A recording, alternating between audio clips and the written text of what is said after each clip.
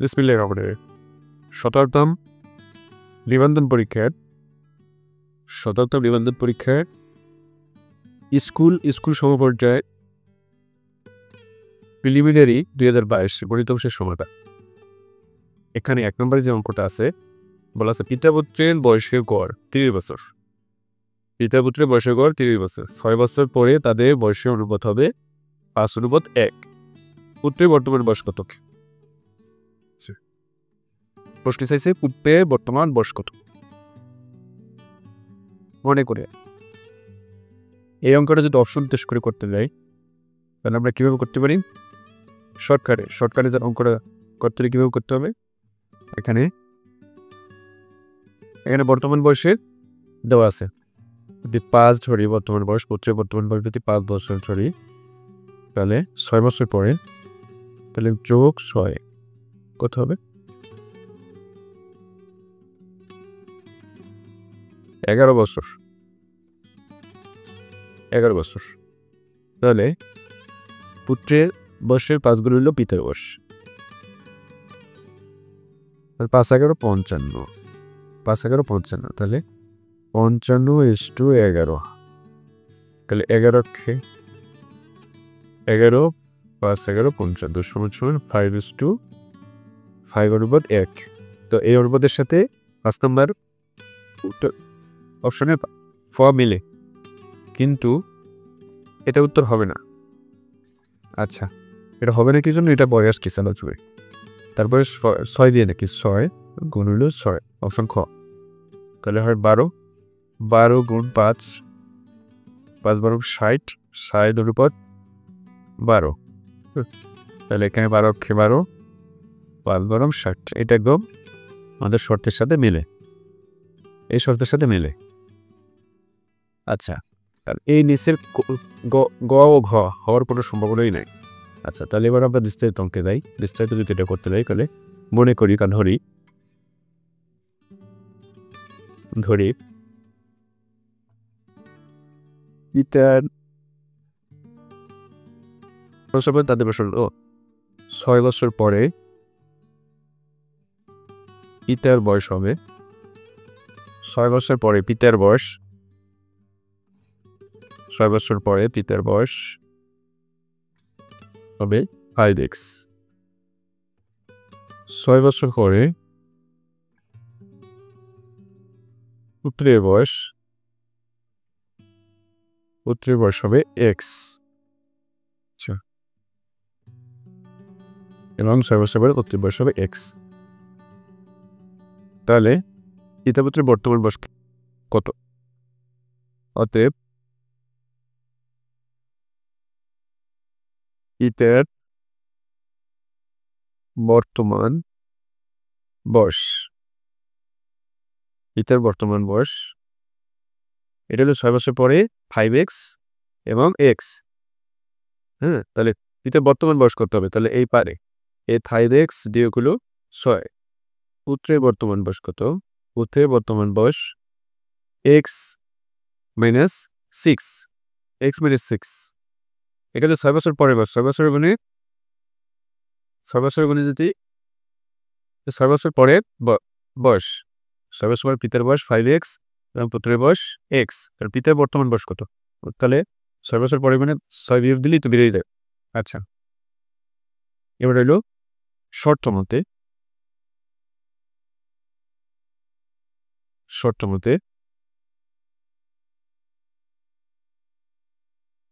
শর্ত মতে 5x minus 6 plus x minus 6 divided by 2 equal to 3। পিতা পুত্র 2 জন, তো এটার সাথে 2 দিয়ে ভাগ করতে হবে, বা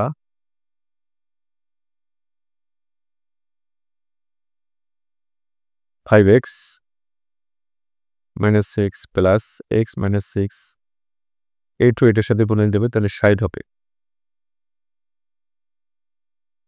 বা 5x আর x 6x 6 12 মাইনাস মাইনাসে প্লাস 60 বা 6x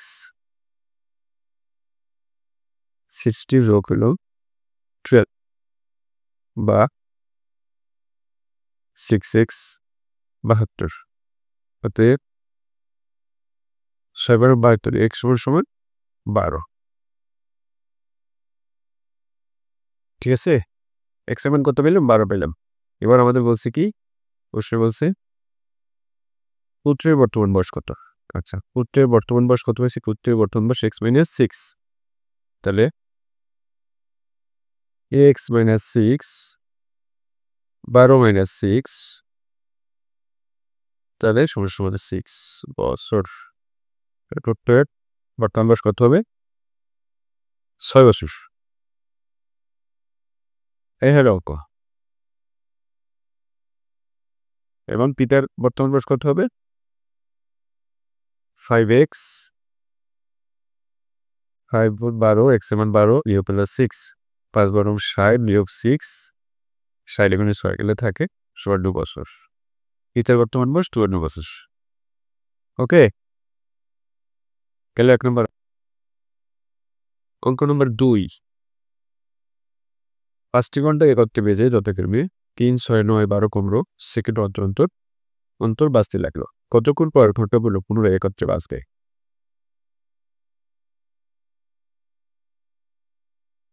আচ্ছা তাহলে একত্রে কথাটা বলছে এটা হবে কি লসাগু হবে আচ্ছা আমরা যদি এটা সংক্ষেপে করি 3 6 9 12 15 তাহলে প্রথমে 2 দিয়ে নেই 3 ভাগ হয় না 3 মানে 6 9 ভাগ হয় না 6 মানে 12 15 ভাগ হয় না তাহলে এবার 3 যেতে দিলাম 1 1 3 2 5 আচ্ছা সব করে 3 2 6 3 18 18 2 37 3 18 18 2 36 36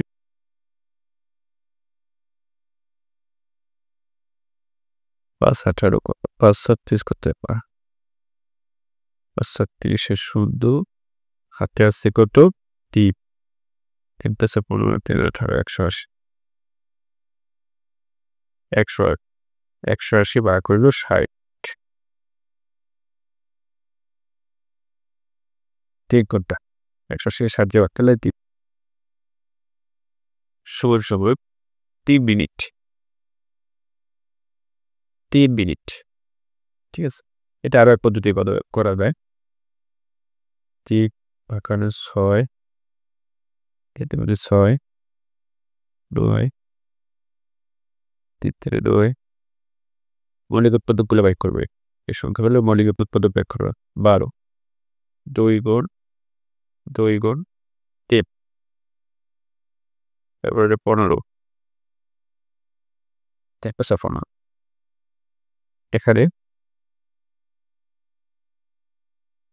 এখানে 2 আছে কয়টা 3 এটা 2টা 2 দিতে হবে এই প্রথম দুটো কমন আর তাহলে আর কমন তারপরে 3 আছে কয়টা 3 1 2 3 4 5 3 দুইটা 3 দুইটা দিন যাবে আর একটা 5 2 দিন 60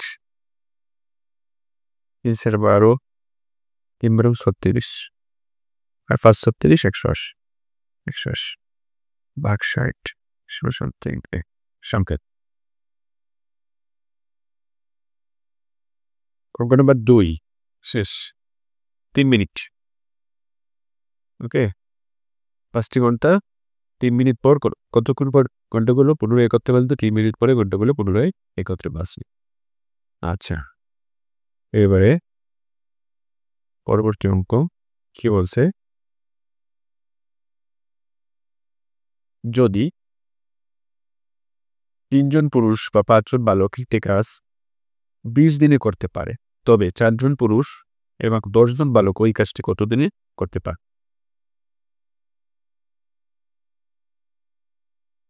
যদি 3 জন পুরুষ বা 5 জন বালক একটি কাজ 20 দিনে করতে পারে তবে 4 জন পুরুষ এবং 10 জন বালক ওই কাজটি কতদিনে করতে পারে?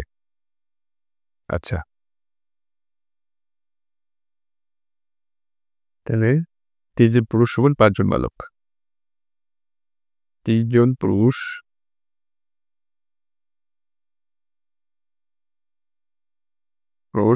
সমান 5 জন বালক। 3 জন পুরুষ সমান 5 জন বালক। 1 জন পুরুষ সমান 5/3 জন বালক। তারপর কি বলছে? 4 জন পুরুষ। 4 জন পুরুষ সমান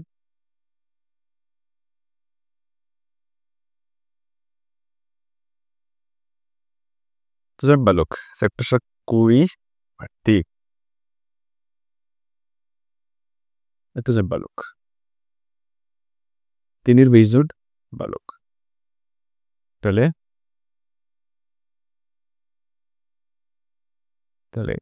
এখনো 10 জন বালক। আচ্ছা, এখানে 4 জন পুরুষ এবং 10 জন বালক ওই কাজটি কতদিনে করতে পারবে? মোট বালক পর্যন্ত আরো 10 জন আছে। তাহলে এটার সাথে এই 10 জন যোগ করতে হবে। মোট বালক 20 3 যোগ 10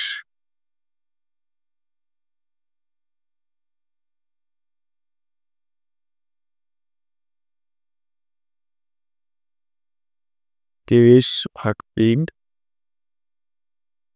তাহলে 50 ভাগ 3। ঠিক আছে, এবারে 5 জন বালক কাজটি করে 20 দিনে। এখন 5 জন বালক কাজটি করে 20 দিনে। 1 জন বালক কাজটি করে 3 গুণ 5 দিনে। অতএব 50/3 জন বালক কাজটি করে 20 গুণ 5 গুণ 3 গুণ ভাগ 50। এটা এই পাশে গেলে 3 উপরে যাবে, 50 নিচে চলে যাবে। এটা ভাগ এ পাশে গুণ হয়ে যাবে, তাহলে 3 উপরে যাবে, 50 নিচে চলে আসবে। আচ্ছা, তাহলে এই 0 কাটা, এই পাশে কাটা, 3 মানে 6।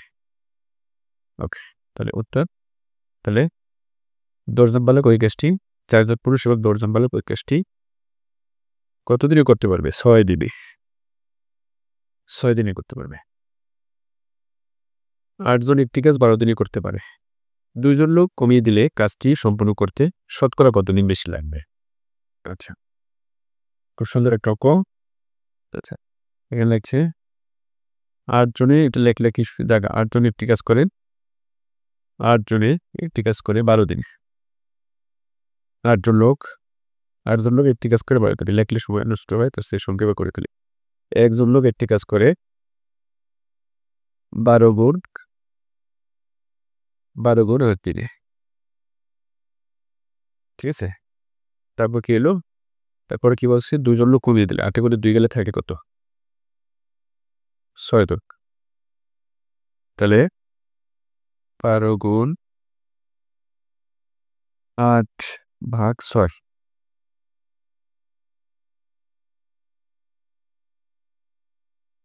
তাহলে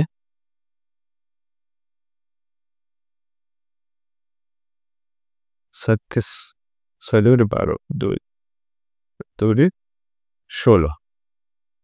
তাহলে 16 দিনে।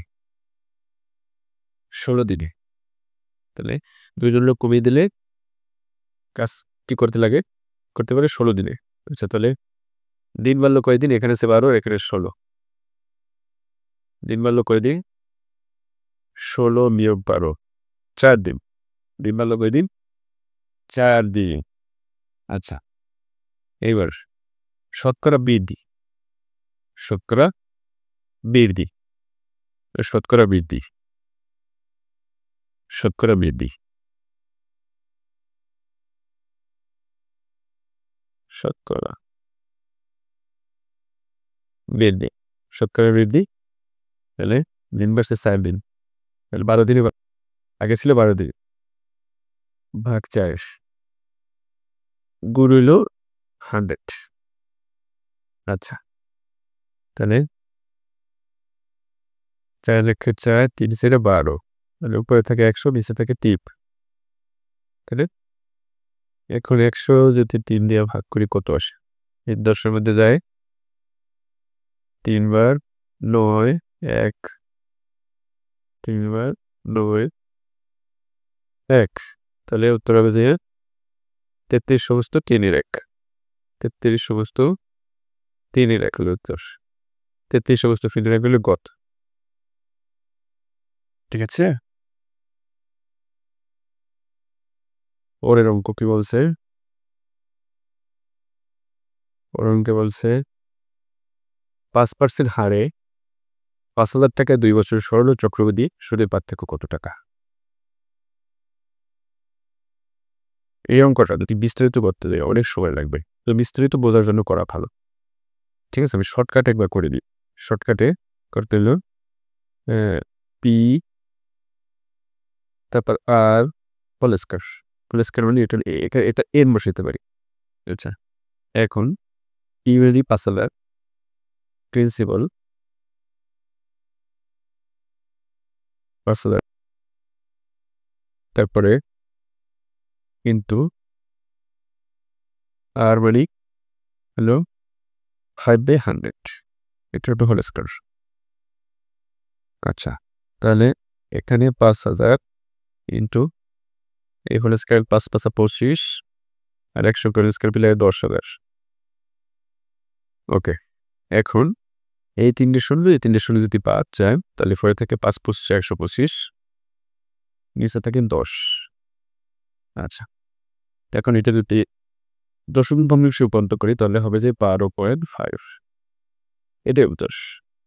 এখানে একটা শূন্য আছে, শূন্যের নীতি আছে, শূন্য বসানো বা নয় বসানো হয়, একই কথা। তাহলে উত্তর হলো খ, এগুলো শর্টকাট পদ্ধতি।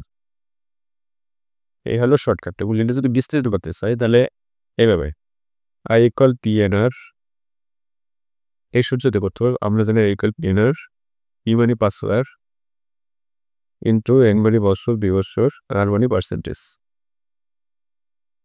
তাহলে এই দিলে শূন্য বাদ দেবে 5 গুণে 10 500,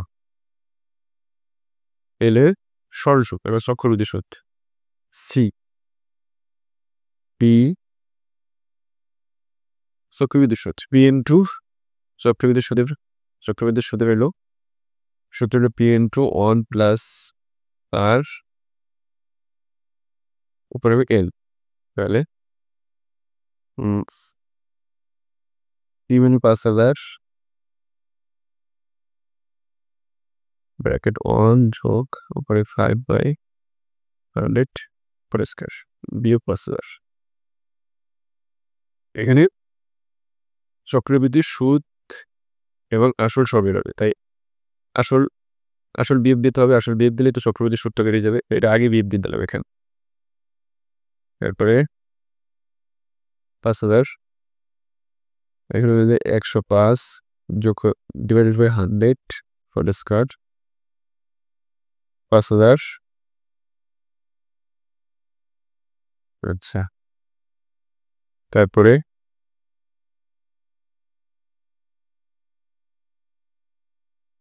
5,000 ইন্টু এখানে স্কোয়ার আছে বলে এখানে 2টা 105 আর 100 গুণ 105/100 বিয়োগ 5,000। ঠিক আছে, তাহলে একটা শূন্য কাটা, এই দুইটা কাটা, তাহলে এখান থেকে 5 আর এখান থেকে 105 এই সবগুলো গুণ করলে হলে যে 55,125,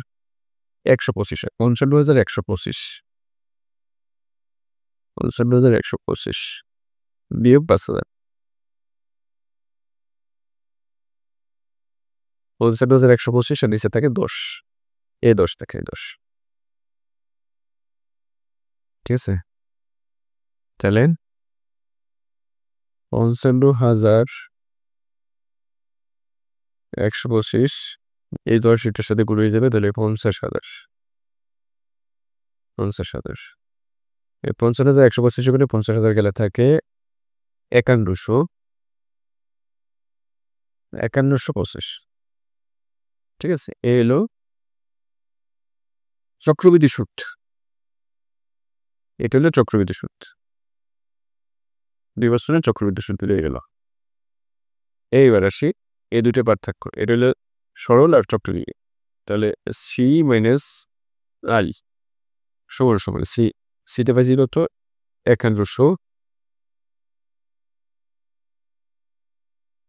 5125